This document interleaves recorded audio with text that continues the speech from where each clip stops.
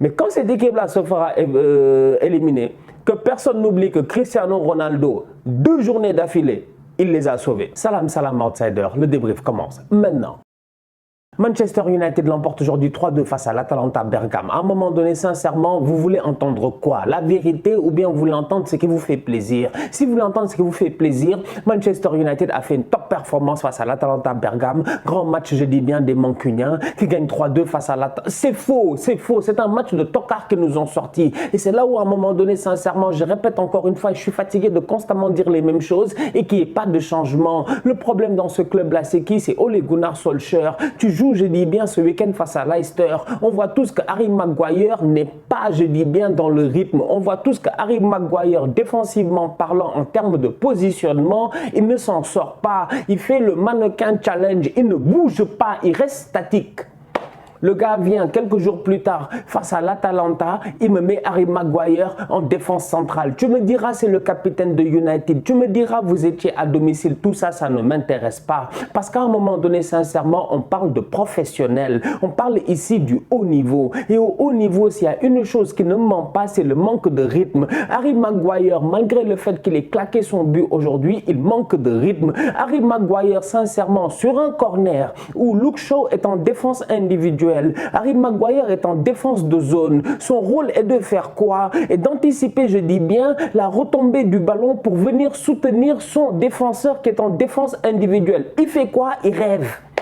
Il rêve, encore une fois il rêve, il est là, il est statique, il sort, il essaie de cogner le gars, je sais pas quoi. On va être très sérieux. En première mi-temps, Manchester United prend 2 buts. On va être honnête, Manchester United en première mi-temps, défensivement parlant, ils n'ont pas été bons. Et c'est là où je dis que, quel que soit le résultat final, à un moment donné, le résultat final ne doit pas vous empêcher de voir la réalité. Ce club-là, défensivement, est en train de galérer. Harry Maguire devrait être le leader défensif de cette équipe. Là, pour le moment, il ne l'est pas. Sur le banc, tu as des joueurs qui, quand même, sincèrement, mériteraient de rentrer dans la rotation de l'effectif. Constamment, je parle de rotation. Ceux qui m'écoutent et qui regardent tous mes débriefs, je dis bien, sans exception, quelle que soit l'équipe ou quel que soit le sujet dont je parle, ils m'entendent souvent parler de rotation. Dans la rotation, c'est important parce que ça permet d'impliquer tout le monde. Tu ne sais jamais quand est-ce que tu vas perdre un joueur, tu ne sais jamais quand est-ce que tu auras des blessés, des absents ou quoi que ce soit. Aujourd'hui, sincèrement, Telles la dernière fois, il a été bon.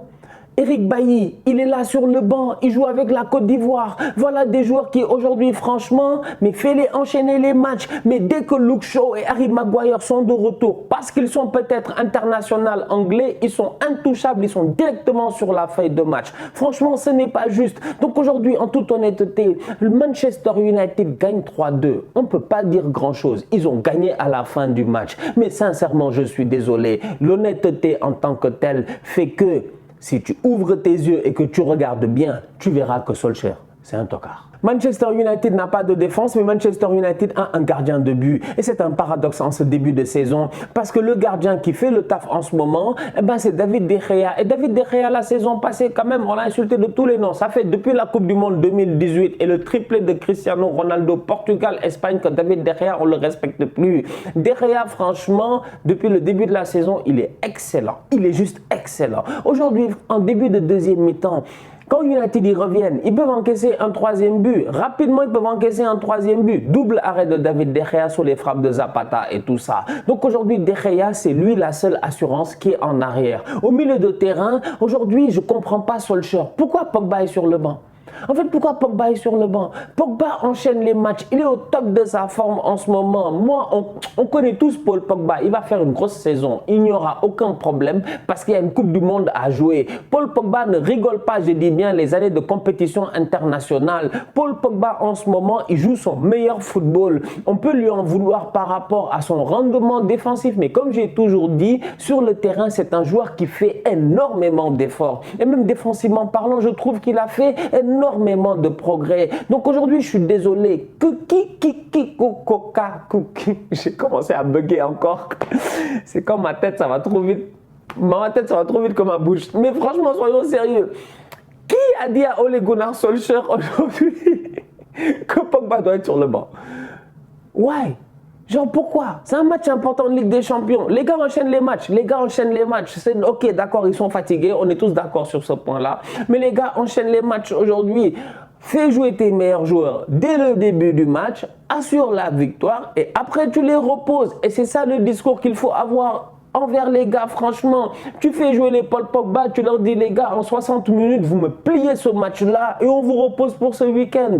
Mais mettre Pogba sur le banc, toute honnêteté, c'était suicidaire. En termes de lien, je dis bien, entre la défense et l'attaque, il n'y en avait pas. À part Bruno Fernandes, sincèrement, il n'y avait pas grand monde. Fred McTominay, tu me diras qu'ils étaient là au milieu de terrain, je te dirais oui, ils sont là. McTominay touche le poteau, tout ça, on a vu le match, on a vu le match. Je ne peux pas venir me fatiguer en me disant non, Stan a dit que Fred... On a vu le match.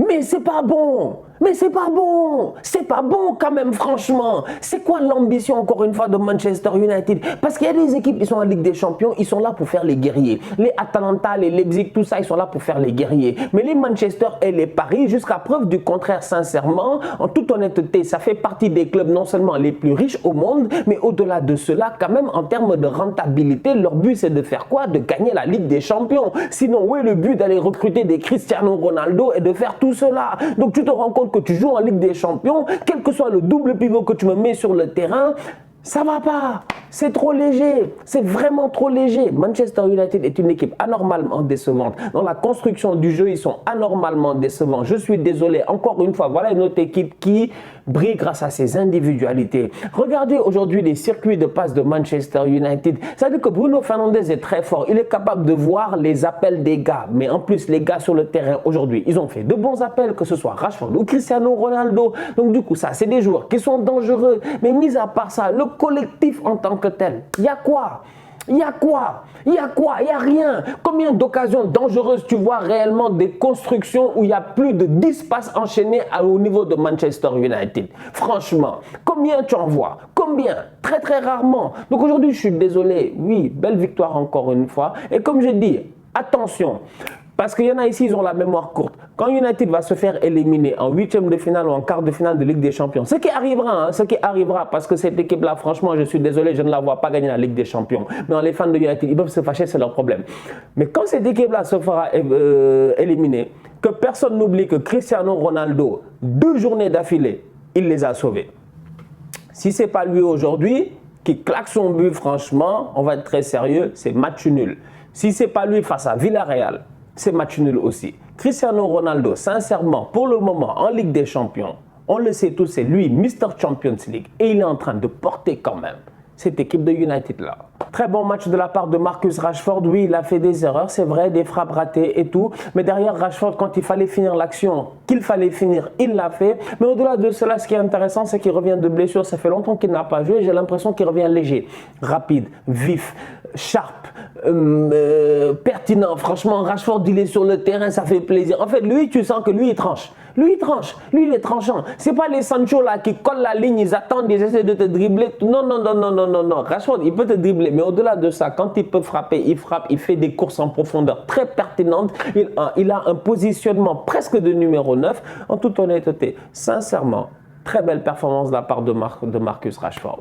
Le calendrier de Manchester United est terrible. Le prochain match, c'est Liverpool. Ensuite, c'est l'Atalanta. Ensuite, c'est Tottenham. Et ensuite, c'est City. Si je ne me trompe pas, c'est dans cet ordre-là, ou du moins, c'est presque dans cet ordre-là. Liverpool, Tottenham, Atalanta, City. L'Atalanta, ils viennent de faire beaucoup d'erreurs. Ils vont rentrer chez eux. Ils sont dangereux. On les connaît, je dis bien. C'est des gars qui ne vont pas abdiquer. Ils vont tout faire pour essayer de battre Manchester United au retour. Liverpool, c'est un choc, c'est un derby. On n'a pas besoin de beaucoup parler. C'est des clubs qui ne s'aiment pas. Liverpool et Manchester United, ils vont s'affronter dès ce week-end. Tottenham, ils sont chiants comme d'habitude. Donc aujourd'hui, on va être très sérieux. Manchester City, j'en parle même pas. C'est la même ville, vous connaissez.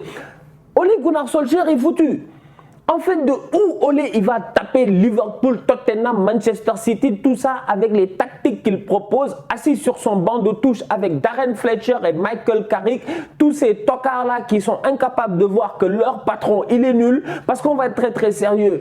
Sur le but de Maguire, c'est qu'est-ce qu'ils essaient de s'expliquer entre eux? Qui a poussé Maguire? Ils essaient de dire, ouais, je sais pas, non, moi je regarde, c'est pour ceux qui sont là, ouais, non, ça ne regarde pas les matchs. Eh oh, je regarde tous les matchs. Tous les matchs, je suis là, je suis concentré, je suis sérieux, je vous l'ai déjà dit. J'ai vu le match en tant que tel, mais de où est-ce que lui, il s'assoit avec l'autre, ils sont en train de regarder sur l'écran, parce qu'ils ont 35 écrans à Old Trafford, ils aiment bien ça. Ils ont leurs écrans, ils regardent le ralenti, il a accès au ralenti, et puis ils cherchent des excuses en disant qu'on a poussé quelqu'un ou je sais pas quoi. On a poussé qui? On a poussé personne. Le calendrier est compliqué. Si tu fais semblant, tu vas te faire taper. Aujourd'hui, sincèrement, Manchester United, je le dis et je le répète encore une fois, est dans une phase très importante de sa saison. Parce que le mois qui s'en vient, avant la prochaine trêve internationale, si je ne me trompe pas, il risque d'être très décisif. La famille, on se capte très bientôt pour un nouveau débrief. D'ici là, on continue à liker, on continue à partager. On s'abonne, on est ensemble, on reste en santé. Tous outsiders.